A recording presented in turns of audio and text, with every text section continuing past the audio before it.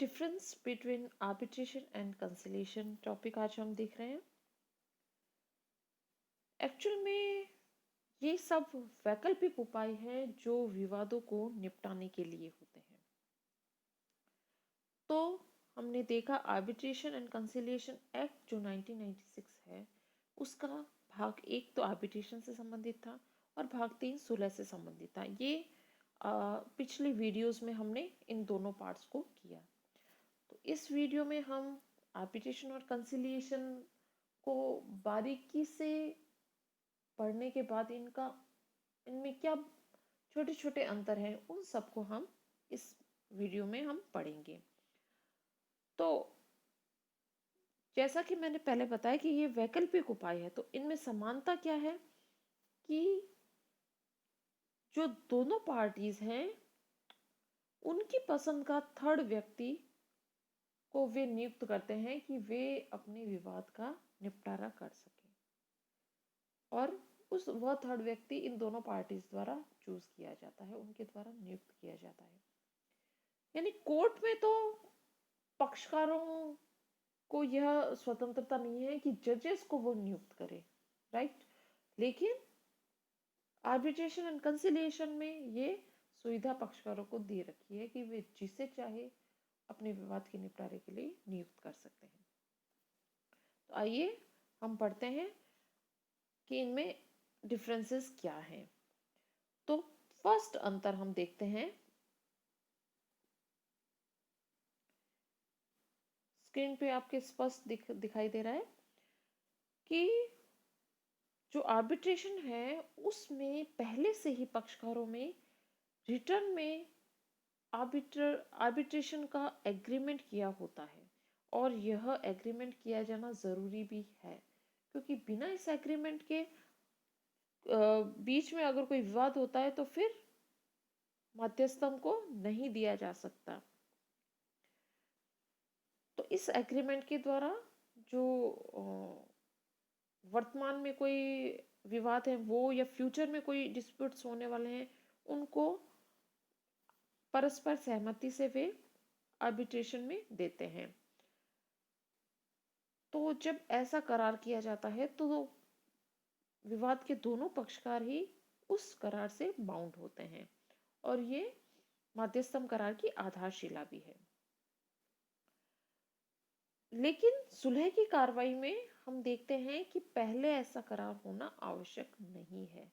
इसमें तो जैसे मैंने आपको बताया कि सुलह की कार्रवाई कब प्रारंभ होती है, जो वो सेक्शन हम देख रहे थे, तो उसमें ये था कि एक पक्षकार दूसरे पक्षकार को इनविटेशन देता है कि हम इस विवाद को सुलह के द्वारा निपटा लेते हैं।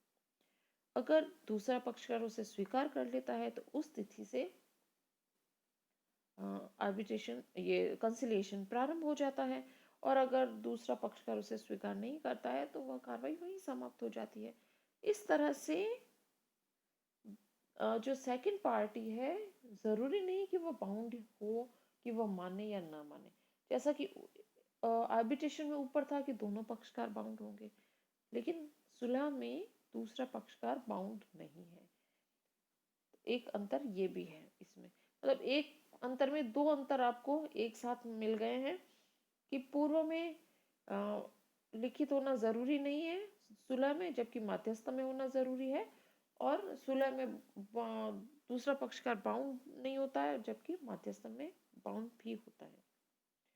अब हम देखते हैं नेक्स्ट डिफरेंस कि जो आर्बिट्रेशन की कार्रवाई होती है वह क्वेसी जुडिशियल होती है कार्रवाई, क्योंकि इसमें एक्चुअल में डिसीजन दिया जाता है, और उस डिसीजन को हम निर्णय को क्या बोलते हैं, अवार्ड। तो वो जो पंचाट दिया जाता है उसको एक तरह से कोर्ट की डिग्री का ही स्तर माना गया है, उसे स्टेटस और उसका इफेक्ट उसी तरह से दिया गया है।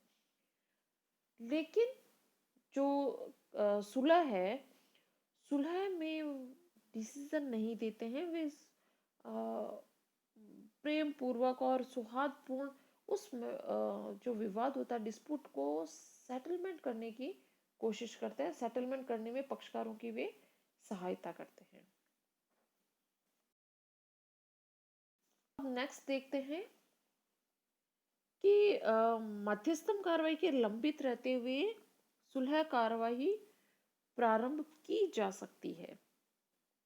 ठीक है, मध्यस्थम कार्रवाई चल रही है तो उसमें सुलह कार्रवाई बीच में ही चालू कर सकते हैं, लेकिन सुलह कार्रवाई अगर चल रही है तो उसके बीच में मध्यस्थम कार्रवाई प्रारंभ नहीं हो सकती।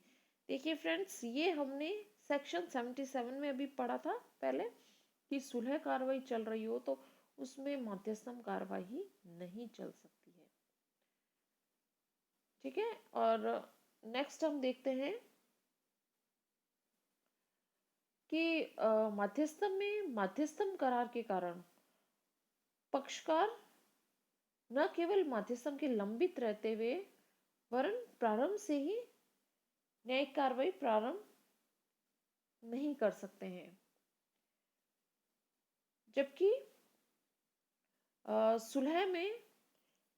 सुलह कार्रवाई लंबित रहते हुए विधिक कार्रवाई प्रारंभ करने पर रोक लगाई गई है। नेक्स्ट हम देखते हैं कि आर्बिट्रेशन में मध्यस्थों की संख्या क्या हो, उस पर कोई रोक नहीं है, लेकिन एक हल्का सा ये प्रतिबंध लगाया गया है कि उनकी संख्या सम संख्या नहीं होनी चाहिए, इवन नहीं होना चाहिए, यानी कि 1, 3, 5 ऐसा नहीं होना चाहिए, क्योंकि उसमें न्याय निर्णय करते हैं, डिसीजन देते हैं, और अगर सम संख्या होगी 2, 4, 6 ऐसी नहीं होनी चाहिए। अगर ऐसी होगी तो क्या प्रॉब्लम आएगी, अगर 6 है और 3 में डिसीजन बन जाता है तो फिर उसका निर्णय कैसे होगा। इसलिए बहुमत से निर्णय करने के लिए विषम संख्या चाहिए उन्हें, जैसे 1, 3, 5, 7। अगर 7 है और 4 और 3 बन जाते हैं तो जो 4 मध्यस्थ हैं जो चीज का डिसीजन देते हैं उसको स्वीकार माना जाता है, उस वो पंचाट के रूप में होगा। लेकिन सुलह में ऐसा कुछ नहीं है, सम संख्या भी हो सकती है, विषम भी हो सकती है, कोई दिक्कत नहीं है, क्योंकि वे न्याय निर्णय नहीं देते हैं, वे तो सुलह करवाने की कोशिश करते हैं। अब हम देखते हैं कि जो 3 मध्यस्थ होते हैं अगर, तो उनकी नियुक्ति कैसे होगी, और 3 सुलहकर्ता होंगे तो उनकी नियुक्ति कैसे होगी। तो जो क्योंकि दोनों में ही मध्यस्थ और सुलहकर्ता अगर 2 होते हैं तो दोनों पार्टीज एक एक मध्यस्थ नियुक्त करेगा और दोनों पार्टीज एक एक सुलहकर्ता नियुक्त करेगा। अब मेन अंतर तो थर्ड आर्बिट्रेटर और थर्ड कंसिलिएटर पे है। तो तीसरा जो मध्यस्थ होगा तो उसके संबंध में कहेंगे कि एक एक तो मध्यस्थ पक्षकार दोनों चूज करेंगे एक एक। अब तीसरा मध्यस्थ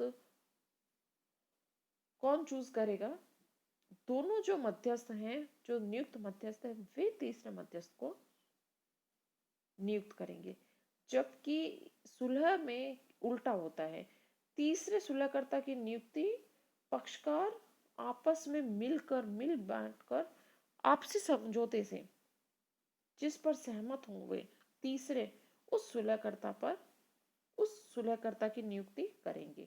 यानी अगर 3 सुलहकर्ता नियुक्त करना है तो ए और बी 2 पार्टीज है, दोनों एक एक नियुक्त कर देंगे और तीसरे पे दोनों पार्टीज सहमत होंगे। ध्यान दीजिए, पक्षकार सहमत होंगे, न कि सुलहकर्ता। तो इस तरह से दोनों पक्षकार मिलकर तीसरे की नियुक्ति करेंगे, जबकि मध्यस्थ में तीसरे की नियुक्ति दोनों मध्यस्थ करते हैं, न कि पक्षकार। अब नेक्स्ट देखते हैं हम अंतर कि मध्यस्थ में कुछ परिस्थितियों में मुख्य न्यायाधीश भी मध्यस्थ की नियुक्ति करते हैं, जो कि हमने सेक्शन 11 में पढ़ा था। जबकि सुलहकर्ता की नियुक्ति में कभी भी मुख्य न्यायाधीश की कोई भी भूमिका नहीं होती है।